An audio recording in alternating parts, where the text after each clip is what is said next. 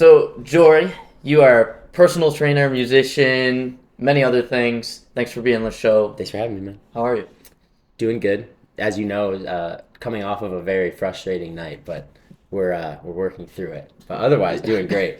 Absolutely. For those at home listening who don't know you, give me a little bit of background. Who are you? What do you do? Sure. I am as you said, musician, personal trainer. I've been doing music since I was young. That's like always been my creative outlet, creative passion.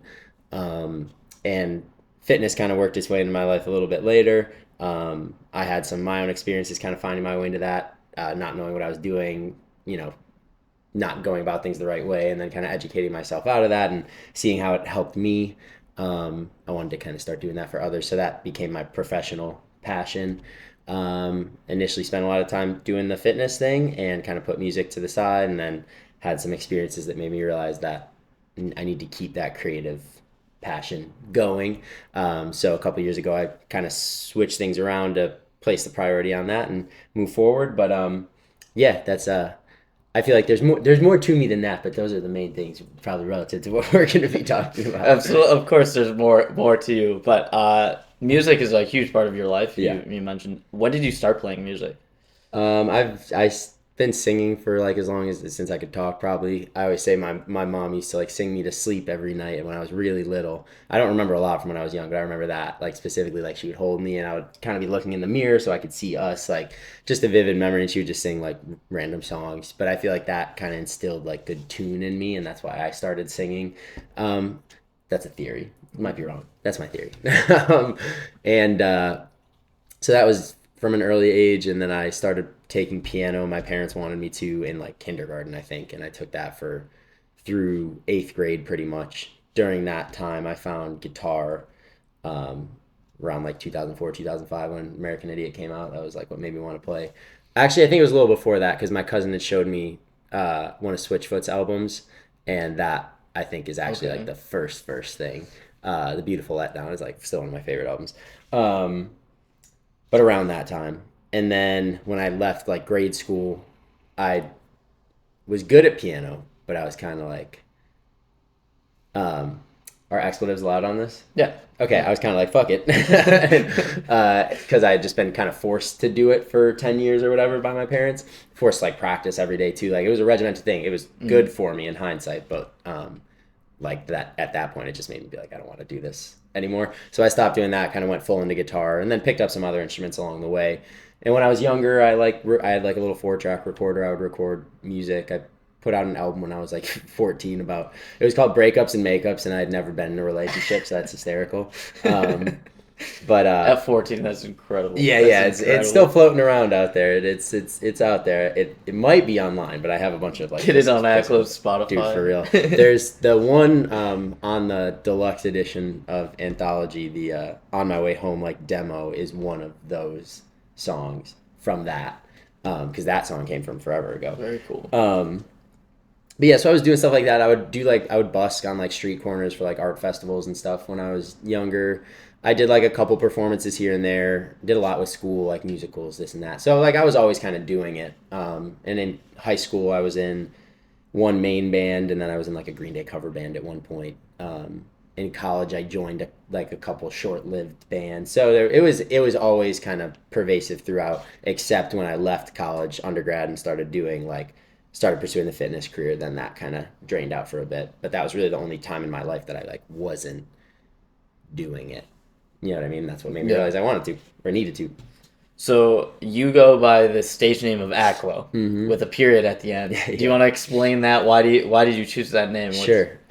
So when I had put out music before, it was always just under my name, just Jorian Holka. When I made this switch of prioritizing music and kind of wanted to do it, I guess you could call it professionally or whatever for a living.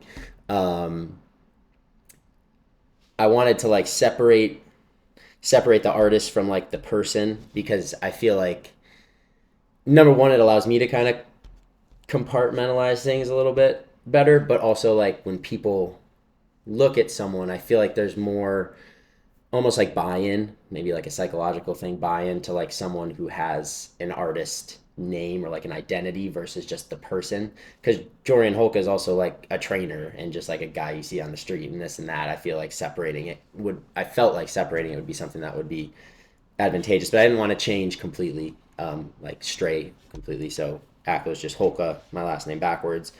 And that kind of fit because like I flipped what I was doing around, like kind of flipped the course of my life, as I think I've said before.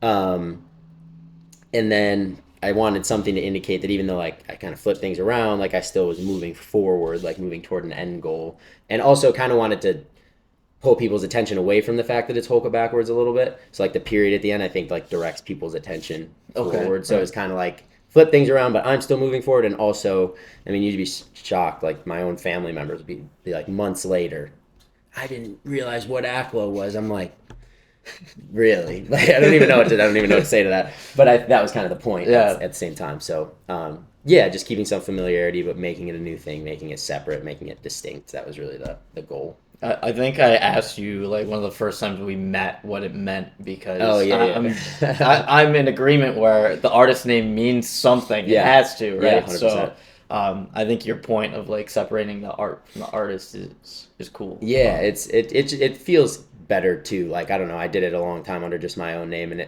it's almost like when things are, when things go well, it. How do I put this?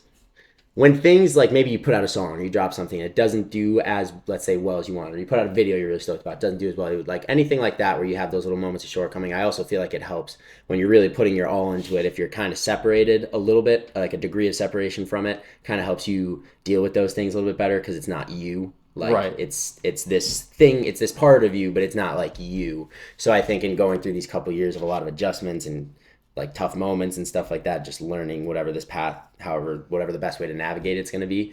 I think that's helped me like psychologically and emotionally and stuff kind of keep things a little separate. You know what I mean? Yes, absolutely. I think playing in a band is Yeah, it yeah. takes all the pressure off of just me. Very like similar. if you're writing a solo song, like that's all you. Right. So I get it. I get it. And For you sure. just released a song. Yes. Love of the Game, right? Yes. And tell me a little bit about that song. It's a very important song to you and Yeah. it's personal. Yeah. It's a different song. It's like kind of, I don't know, neo soul R&B kind of feel. One guitar, sampled drums, and one vocal track. Like that's really all that's being heard. And then there's like some cool effects on it and stuff. That is actually, for anyone who like hears that and likes the sound of it, my inspiration in the sound of that was this guy Bruno Major. He's like that exact kind of music. He was probably like the inspiration for most of that sound was the inspiration for how that song sounds. But Okay. I really love that style of music. I think it's really pretty and homey and stuff like that. But yeah, it was just a song that I wrote last year. It was about kind of realizing that I'm not like a big sports guy. Like I'm a Bills guy, but I'm not like a sports guy, you know. So I kind of noticed or realized that like my love for the Bills and like football in general, because I do love the sport of football too, was like very closely related to or rooted in like my dad's love for it. He was a big football guy. He's like a sports guy. He used to play, always like every Bills game he's watching and screaming and all that. So I think I just noticed that and I felt compelled to like write about it. It's a short little thing. It's like 2 verses, very short. But then this year, when the Bills like got close again and then didn't make it again, it felt like that those feelings came back and I was like, wow, this song's like important. Like every time I kind of think and reflect on this part of or aspect of my life, this song comes to my brain. And I feel like when you have a song like that, those are the ones to share because those are the ones that could affect someone else emotionally or something when you really feel it. So just wanted to put it back out. And then I also, a couple weeks back, my cousin passed away, and that's my dad's blood nephew, my dad's brother's son. So that also was another thing where I was already thinking about doing this, and then it was like, man, now to put something out that's inspired by someone that like this a blood relative, right? It just like made the timing feel right. So both of those things, very, like I said, very different. And I also, on a completely separate note, know that like one of, anytime you put out art, you're subject to like critique and stuff like that. And one of the critiques that I've heard floating around is that like a lot of my initial stuff is very like, it's like too polished and too like which I love. I mean, I know that whole process of putting that together. It sounds polished because we work really hard on it. Like, right, you wanted it to be polished. millions of takes and so.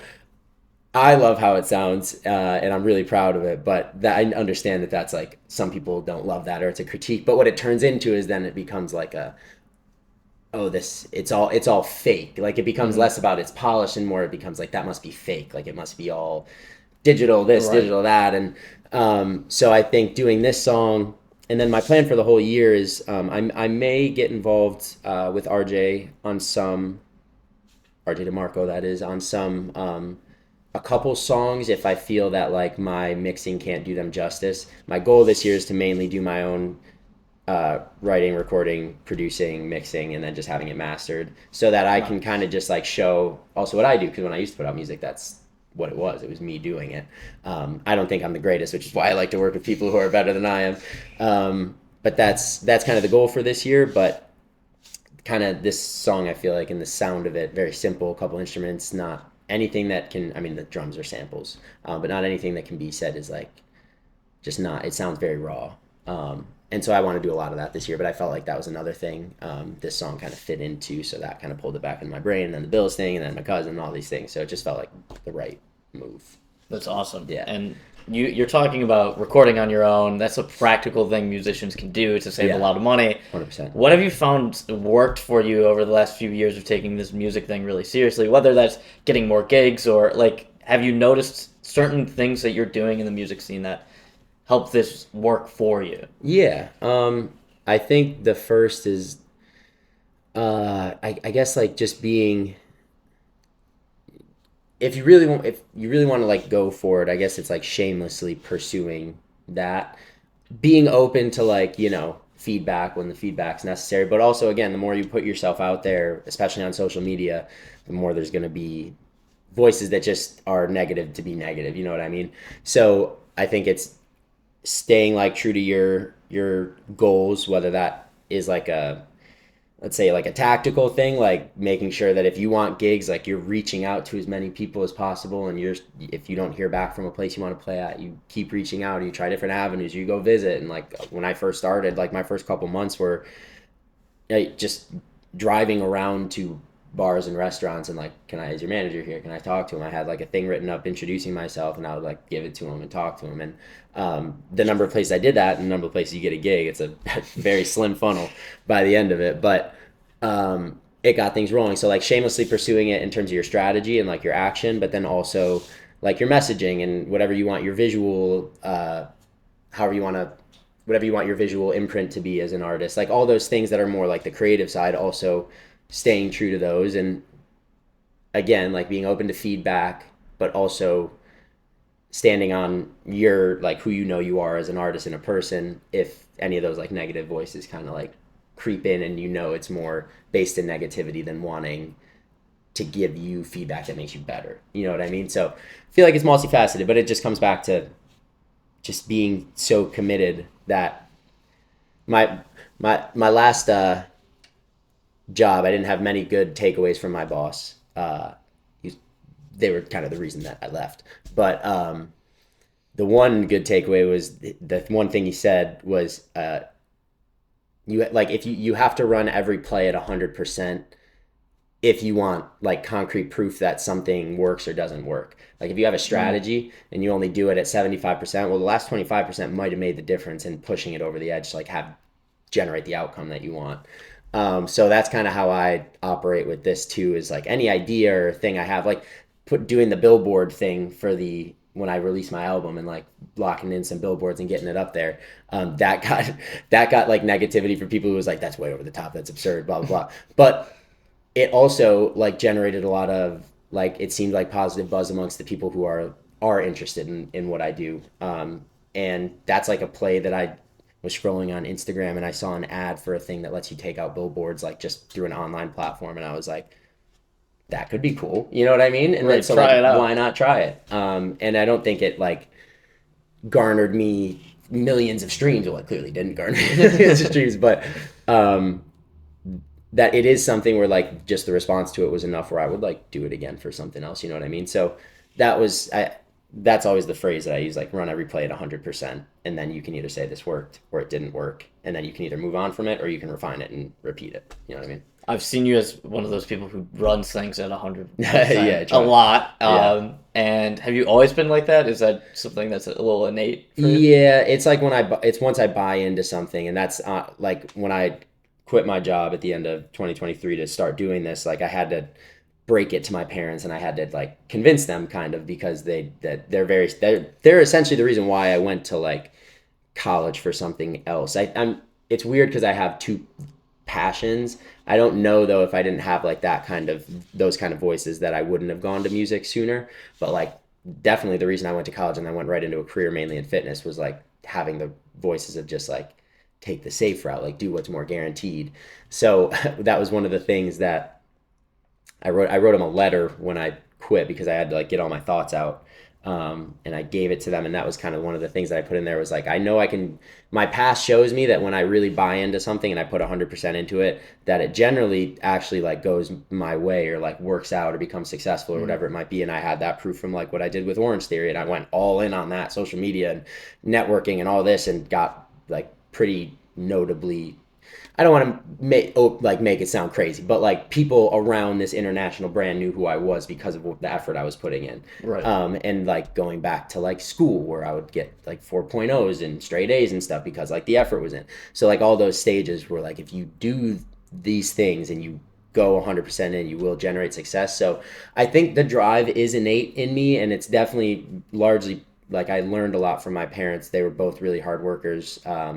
My dad, well, both of them really. For my mom would do a lot more helping me with like homework and this and that, and like putting in crazy hours to help me do that in addition to her job and taking care of her mom when her mom was sick and stuff like that. And my dad was always a super hard worker and also doing stuff around the house in addition to his job and stuff. So I definitely saw it, and it definitely helped me. That was instilled in me by them. I think there is that drive, but also I think seeing over time how like if even if it sucks at points or is overburdening at points or overbearing at points, like to just put the effort into something.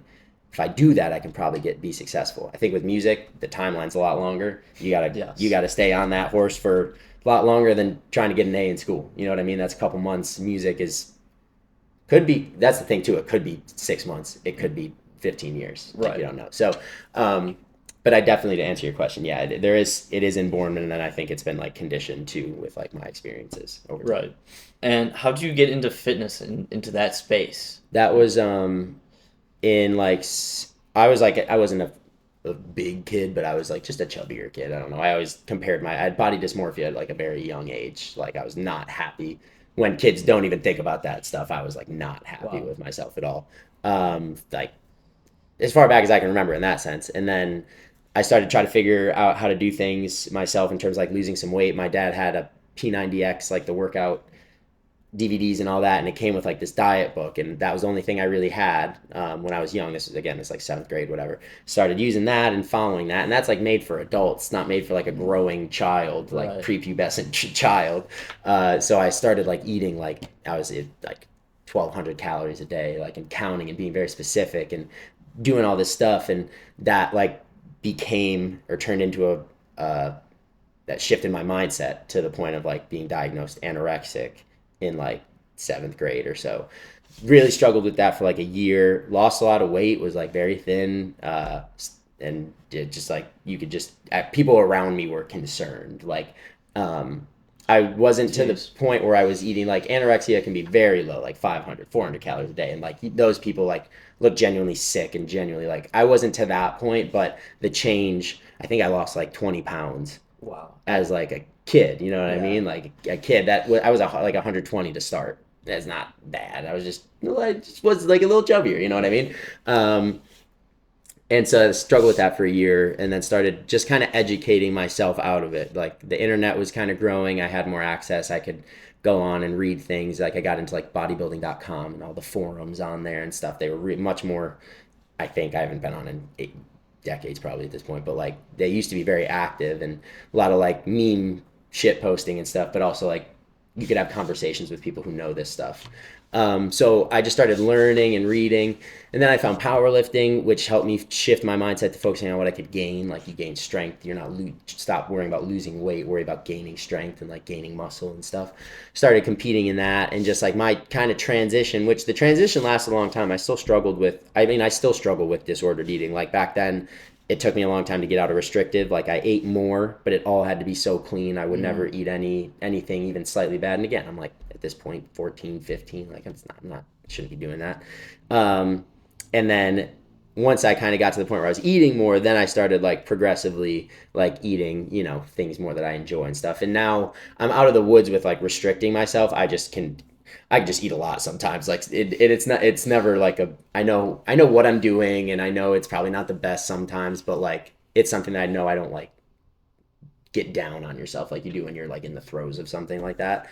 So it's still present, but I think eating disorder stuff is always present because it comes back to like these kind of more deep rooted issues. So even if you kind of learn how to cope, it never really goes away. But anyway, so I focused on what to gain, shifted my mindset. I saw what it did for me. And then that made me want to help other people kind of do the same. So then I went to school for it and then started working at Orange Theory in 2018. I was there for 5 years while I was there. Went back for my master's, finished that a couple years ago. And now I'm working on I have like a personal training certification, but I'm working on a much more well-respected one now. So it's just something that I've always loved. It's formed my life. Like people always ask me like, how do you do these athletic? I'm not even, let me be clear. I'm not athletic in that I don't have I don't understand how people play soccer, the eye, foot. I don't understand that. Like technical athletes are crazy to me. But I'm a fit person, and people like when in the training space and when I'm coaching and stuff are always like, I don't get how you do this. That's crazy. Like wild and unbelievable. I'm like, and they're like, how? Like, or are you just like naturally fit and like this? And I'm like, no, like I can just look back to seventh grade pretty much and say that every year since, which is like 20 years, I've been consistent. You know what I mean? Like you get sick, you take time off sometimes, but like I've never taken months off or anything like that. I've worked out consistently and moved my body consistently for like 20 years. And that's the big thing is just consistency. So that's what I try to teach people is, find something that you enjoy doing and then start doing it consistently. And even if it's not the perfect workout, if you're doing it regularly, you're going to produce the change you're probably looking for versus trying to bounce around and find the perfect workout and stopping and starting and this and that. Just get consistent, even if it's just getting consistent walking. So anyway, long-winded answer again, but yeah, been a lifelong thing. And 10 years ahead from now, where would you like to be with your music and your personal training? Where do you see yourself in 10 years? The main thing that I'm looking for in 10 years is to feel like fulfilled and stable. Like those are the two main things.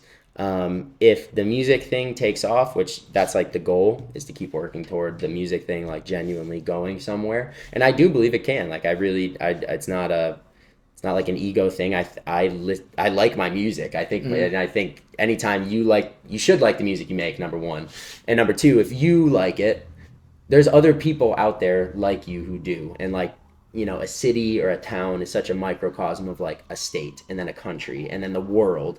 And it's just a matter of playing these algorithmic games and trying to get your stuff out there and other strategies too, touring and this and that. So I would love for it to take off. That's my main goal.